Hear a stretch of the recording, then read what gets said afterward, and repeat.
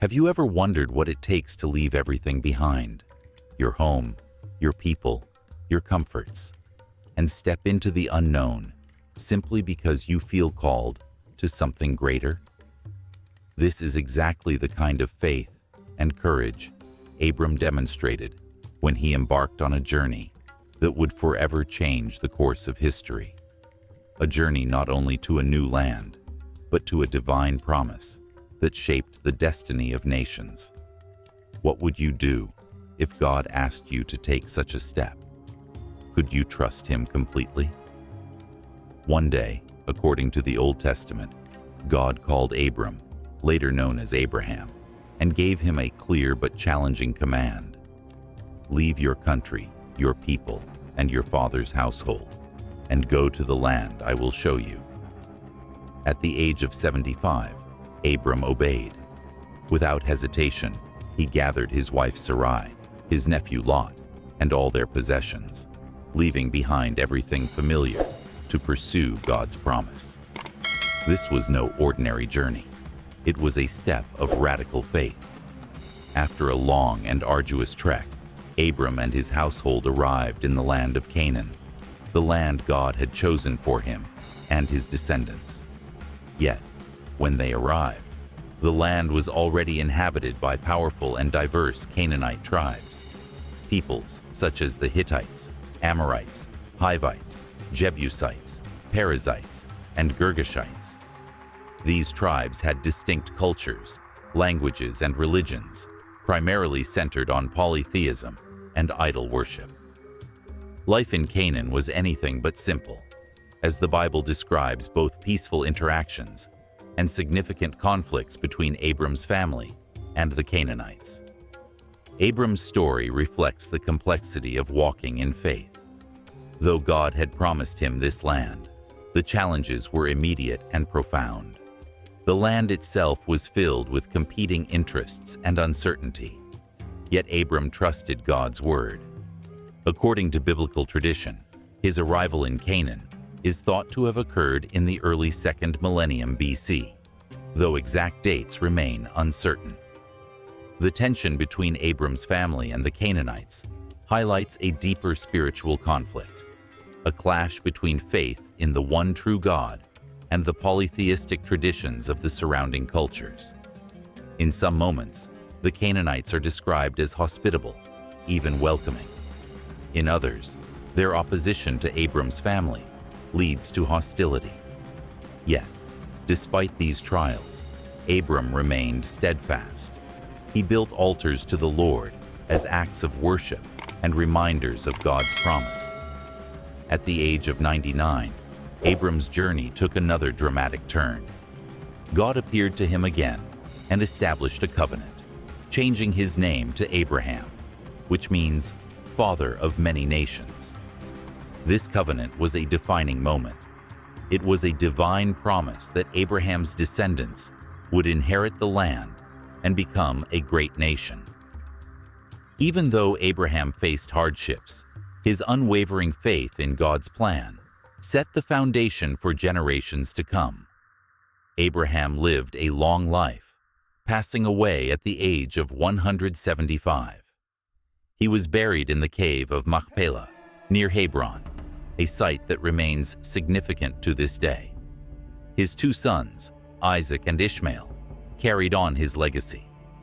Isaac, born to Sarah, is regarded as the ancestor of the Jewish people, while Ishmael, born to Hagar, is considered the forefather of the Arab nations.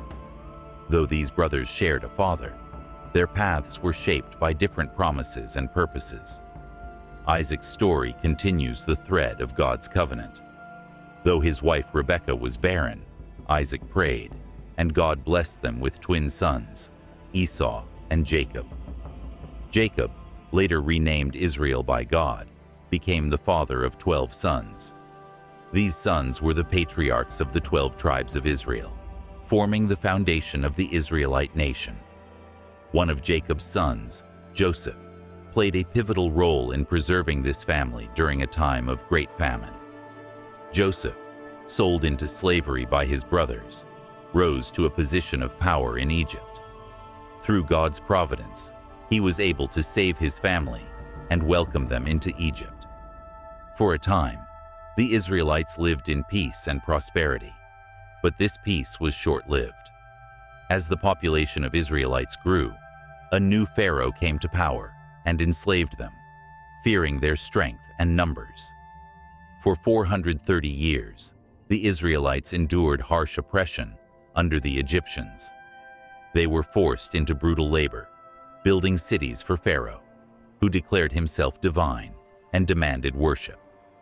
Yet, despite this suffering, the Israelites clung to their identity as God's chosen people, believing in his promise to deliver them. Their cries for help did not go unanswered. God raised up a deliverer, Moses. Through Moses, God demonstrated his power, sending plagues upon Egypt and ultimately leading the Israelites out of slavery in a miraculous exodus. The journey from Egypt to the Promised Land was not easy, but it was marked by God's continual provision and guidance. Along the way, God revealed his law through Moses, including the 10 Commandments. These commandments became the foundation of Israel's covenant with God, centered on the principle of monotheism. The Lord is our God. The Lord is one. The Ark of the Covenant, which housed the 10 Commandments, became the most sacred object for the Israelites, symbolizing God's presence among them. Under the leadership of Joshua, who succeeded Moses, the Israelites carried the Ark as they entered the land of Canaan.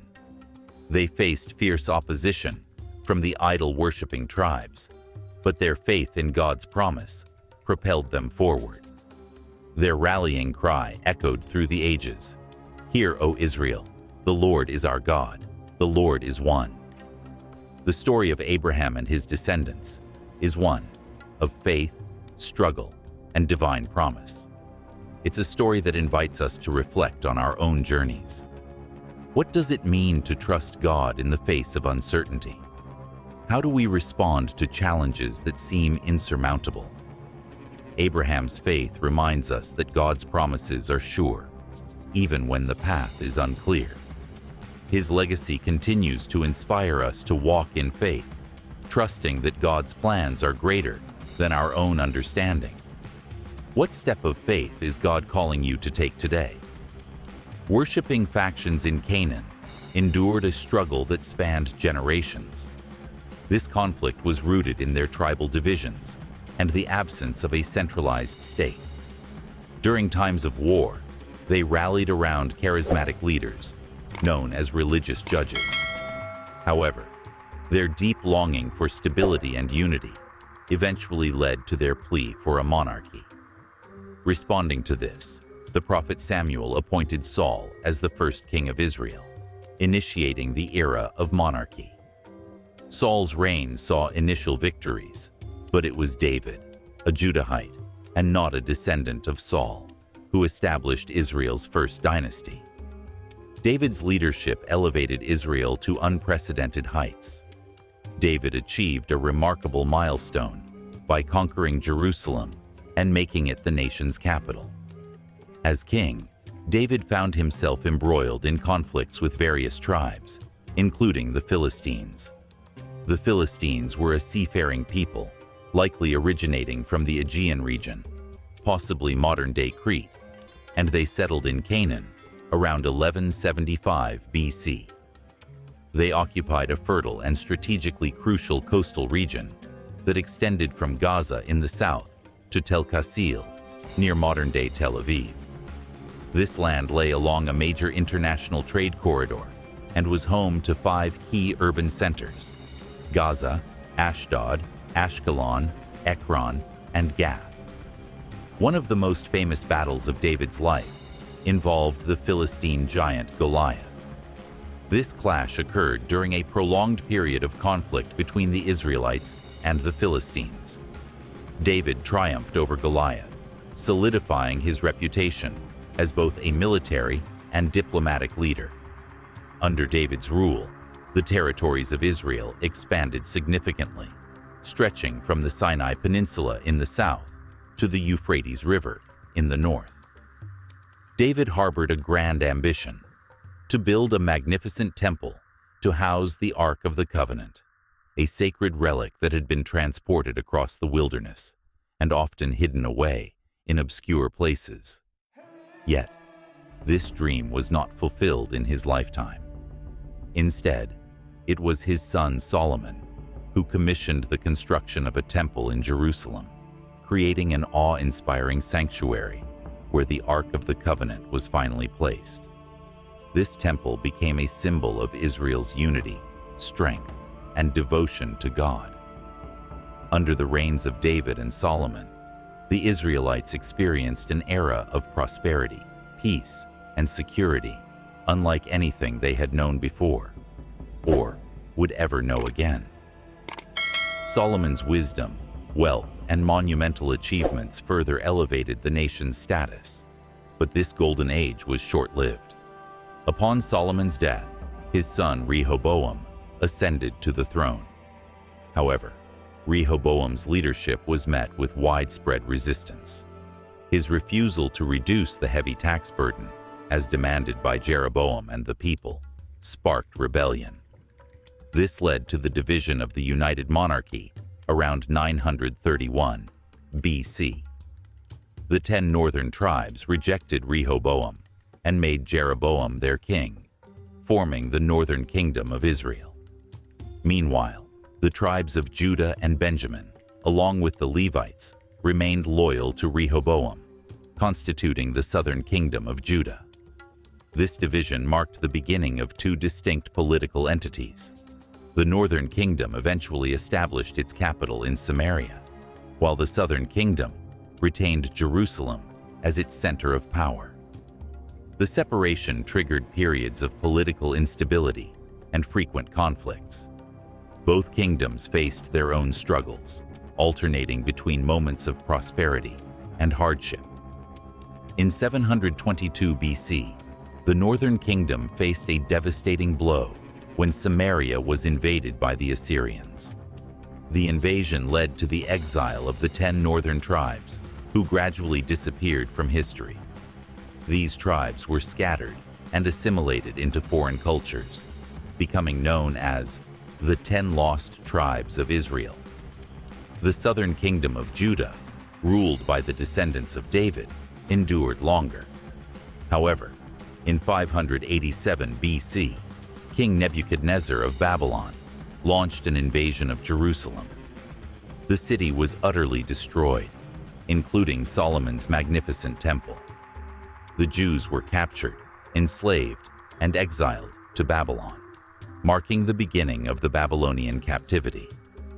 This period of exile lasted for 50 years, during which the Jewish people longed for deliverance. Their hope was finally realized in 538 BC, when Cyrus the Great, the king of Persia, conquered Babylon. In an extraordinary act of mercy, Cyrus issued a decree allowing the Jews to return to their homeland and rebuild their temple. This marked a pivotal moment in Jewish history, as the people began the arduous process of restoring their nation and faith after decades of upheaval and loss. The Jewish exiles were allowed to return to Jerusalem and rebuild their temple, effectively granting them the status of a self-governing province within the vast Persian Empire. This strategic move by the Persian ruler was designed to secure the loyalty of his new subjects by honoring their cultural and religious customs. For the first time in history, an exiled nation was returning to its ancestral homeland. However, the process of recovery and rebuilding was not immediate. It took nearly 70 years before a significant milestone was reached in 458 BC with the rise of Ezra, a priest and scribe.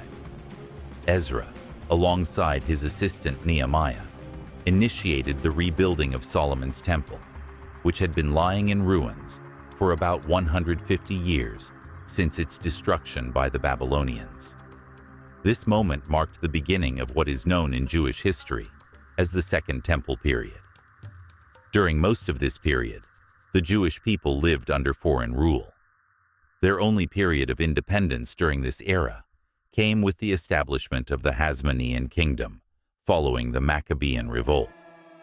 This revolt, historically known as the Maccabean Uprising, erupted in 167 BC as a Jewish rebellion against the Seleucid Empire and its Hellenistic influences, particularly under King Antiochus IV. Antiochus IV had imposed foreign customs and religion on the Jewish people, including banning their practices and desecrating their temple. The situation reached a breaking point when Mattathias, a Jewish priest, refused to perform a pagan sacrifice. In an act of defiance, he killed a fellow Jew who complied with the order, as well as a Seleucid official.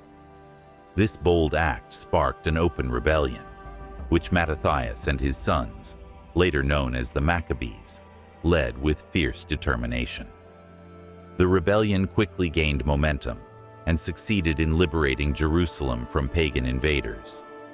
By 164 BC, the temple was cleansed of all pagan idols and symbols, and the traditional festival of Hanukkah was celebrated in Jerusalem.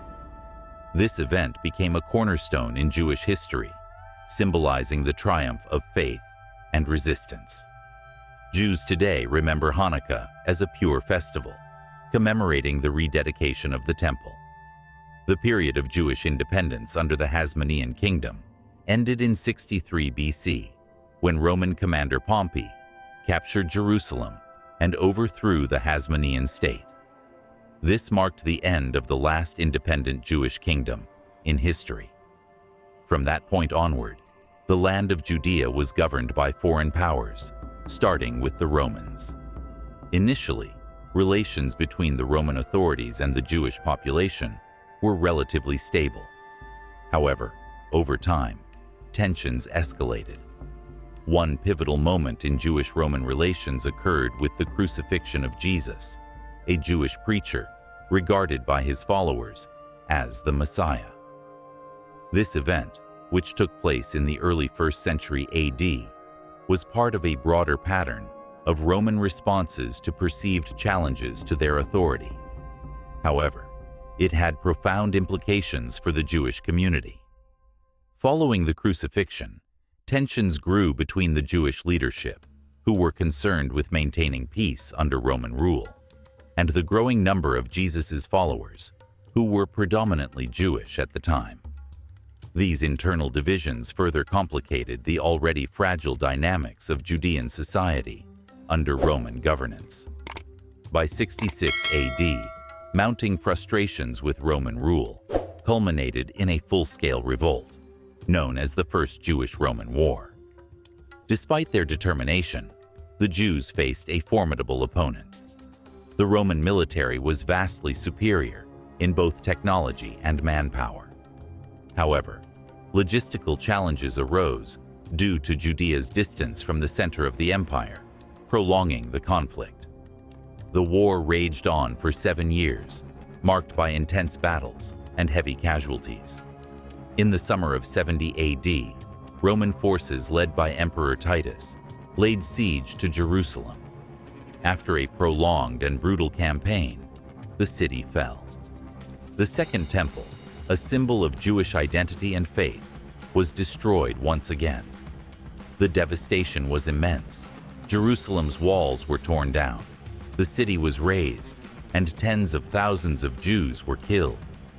According to the historian Josephus, 97,000 Jews were captured, enslaved, and transported to Rome. Of these, approximately 30,000 were relocated to Carthage. Those who managed to escape the destruction fled to regions in the eastern Mediterranean and Mesopotamia, beginning another period of Jewish diaspora. History, in a tragic cycle, repeated itself. Once again, the Jewish people were exiled, this time by the Romans.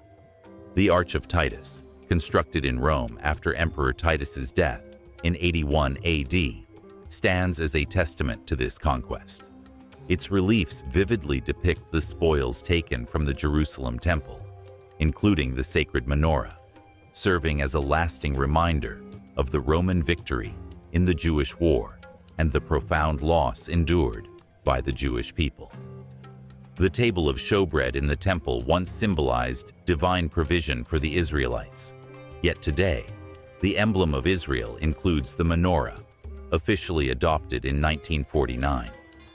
This symbol was inspired by imagery on the Arch of Titus in Rome, commemorating the Roman victory over Jerusalem in 70 AD. After the city's fall, a Roman colony named Aelia Capitolina was established on its ruins, marking a grim transformation.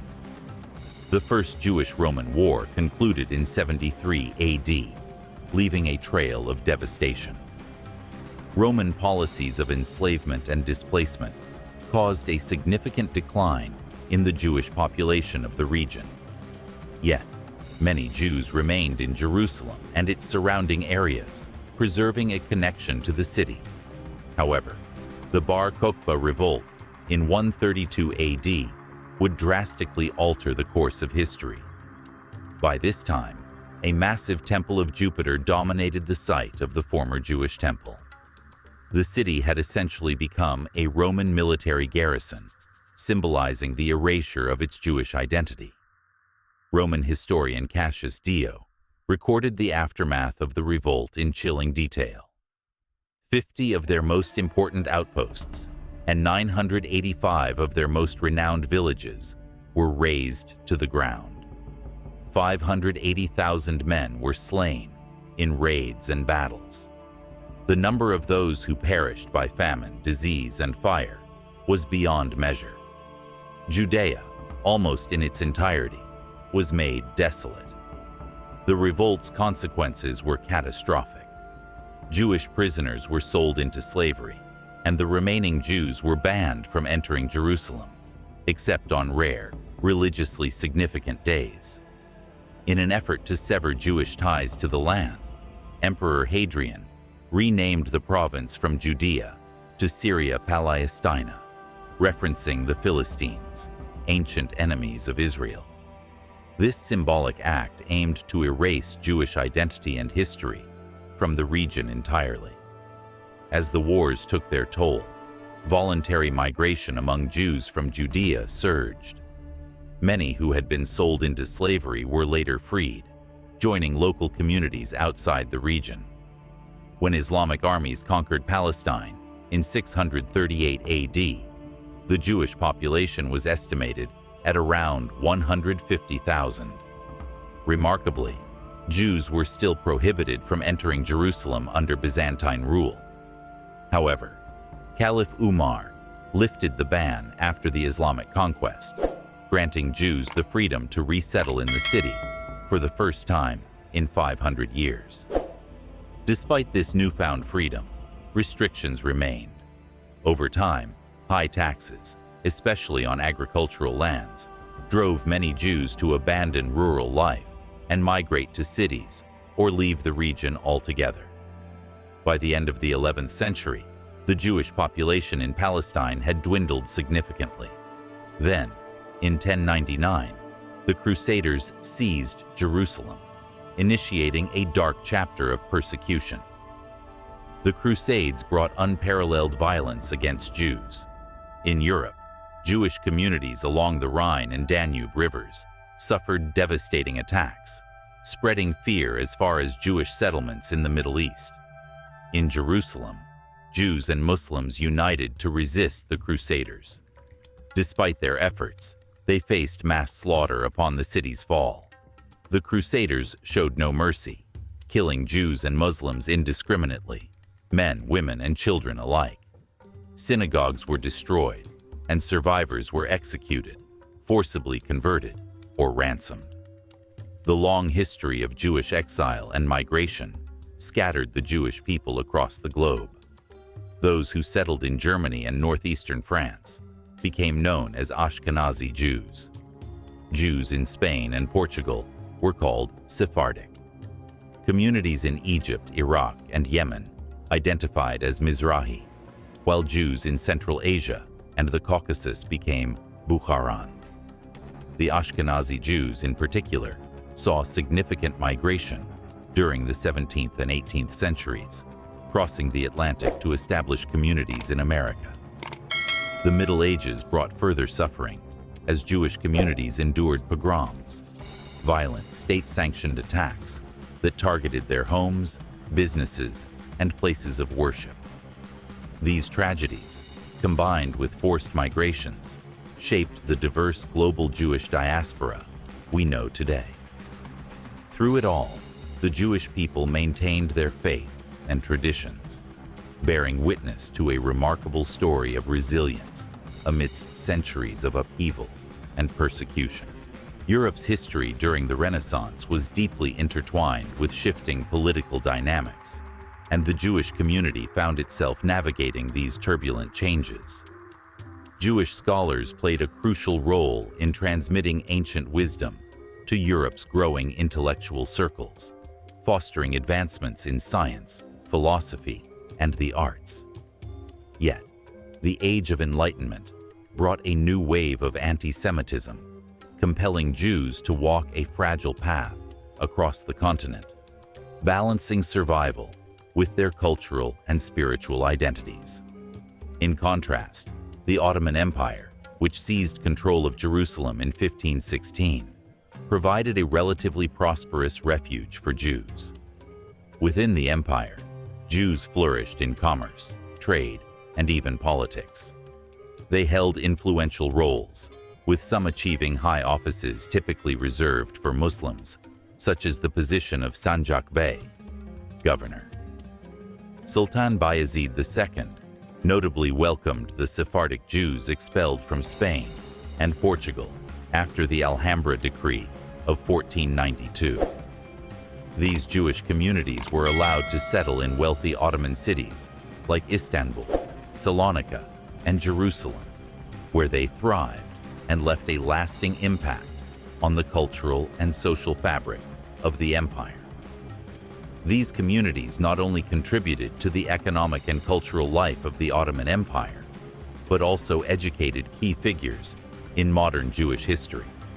For instance, David Ben-Gurion, the first Prime Minister of Israel, and Yitzhak Ben-Zvi, Israel's longest-serving president, both studied at Istanbul University. However, life was not without challenges. Jews were required to pay the jizya tax, a levy imposed on non-Muslim citizens, and faced restrictions in certain areas of public life. By the 19th century, Jewish communities in Europe faced rising pressures of anti-Semitism and cultural assimilation. In 1860, Jewish journalist Theodor Herzl advocated for a solution to this dilemma: the establishment of a Jewish homeland. Herzl's vision, outlined in his work Der Judenstaat, the Jewish State, quickly gained traction. He convened the First Zionist Congress in Basel in 1897, seeking support for a Jewish state. Though initial attempts to gain backing from leaders like German Emperor Wilhelm II and Ottoman Sultan Abdul Hamid II failed, the Zionist movement grew stronger. The momentum continued into the early 20th century, particularly after the Balfour Declaration of 1917, in which Britain expressed support for a national home for the Jewish people in Palestine. At the time, Palestine was an Ottoman region with a small Jewish population. However, it is worth noting that Arthur James Balfour, the Declaration's architect, held controversial views. In 1905, Balfour supported the Aliens Act, aimed at curbing the immigration of Russian Jews to Britain. His advocacy for Zionism was partly influenced by a desire to redirect Jewish immigration away from Britain, seeing it as a way to reduce what he viewed as tensions caused by the Jewish presence in Europe. Following World War I and the Ottoman Empire's defeat, Palestine came under British administration as part of the League of Nations mandate system. This period, known as the British Mandate, witnessed significant Jewish immigration, often in response to rising anti-Semitism in Europe. However, These migrations fueled tensions with the Arab population, leading to violent clashes and growing resentment. The Arab Revolt of 1936 to 1939, a resistance against British rule and Jewish immigration, resulted in brutal British crackdowns. Over 2,000 Arabs were killed in combat, and many more suffered casualties or faced executions. In response, the British issued the White Paper of 1939, proposing a joint Arab-Jewish state and limiting further Jewish immigration, an effort to quell unrest, but one that angered the Jewish community. Amid these tensions, Jewish paramilitary groups like the Irgun emerged, engaging in attacks on both British and Arab targets. The Irgun carried out bombings, assassinations, and other violent acts, including the infamous 1946 bombing of the King David Hotel in Jerusalem, which killed 91 people. Such events underscored the deepening conflict and growing desperation among Zionist groups to secure a homeland. The horrors of the Holocaust during World War II brought a new urgency to the Zionist cause. The systematic genocide of 6 million Jews by Nazi Germany galvanized international support for the creation of a Jewish state. In 1947, the United Nations approved a plan to partition Palestine into separate Jewish and Arab states. While the Jewish community accepted the plan, Arab leaders rejected it, leading to further conflict. In 1948, the State of Israel declared its independence, sparking the Arab-Israeli War as neighboring Arab nations invaded. Despite their numerical disadvantage, the Israeli forces triumphed, solidifying their sovereignty. In the following decades, Israel found itself embroiled in multiple conflicts, including the Suez Crisis of 1956, the Six-Day War of 1967, and the Yom Kippur War of 1973. Each conflict reshaped the region's political landscape, but failed to achieve lasting peace. The 1990s brought a glimmer of hope with the Oslo Accords, an attempt at reconciliation between Israel and the Palestine Liberation Organization. Yet, despite these efforts, a permanent resolution to the Israeli-Palestinian conflict has remained elusive. The ongoing occupation, expansion of settlements, and cycles of violence continue to hinder peace efforts into the 21st century. What can we learn from this complex history? One key takeaway is the resilience of the Jewish people in the face of adversity. From persecution to prosperity, from displacement to statehood, their journey highlights the enduring human spirit and the quest for self-determination. It also serves as a sobering reminder of the consequences of intolerance and the importance of dialogue and mutual understanding. The story of Israel and its neighbors illustrates the need for compassionate leadership and the pursuit of justice and coexistence, even in the most challenging circumstances. If you found this exploration enlightening, we encourage you to reflect on the lessons history offers us today. Share your thoughts in the comments and let us know which historical topics you'd like us to explore next. Don't forget to like, share, and subscribe to support our mission of bringing history's narratives to light. Thank you for joining us on this journey through time. Do you love meaningful Bible stories? Top 7 Bible Stories channel will bring you inspiration and peace every day. Don't forget to like and share your thoughts in the comments section. Your sharing is the motivation for us to bring more stories. Top 7 Bible Stories. Good stories, beautiful meanings.